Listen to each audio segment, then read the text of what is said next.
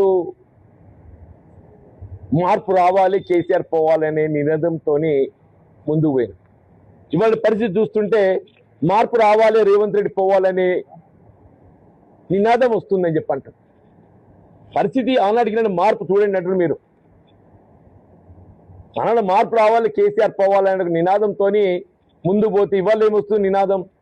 మార్పు రావాలి, రేవంత్ రెడ్డి పోవాలనే కాడికి వచ్చింది. కేవలం 2 సంవత్సరాల కాలం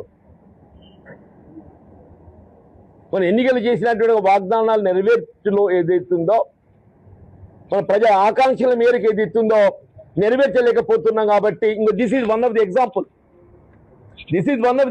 అని చెప్పంటున్నాను నేను. రేవంత్ రెడ్డి గారి నిర్లక్ష్య పాలనకు ఇదొక అద్దం పడుతుందని చెప్పంటున్నాను.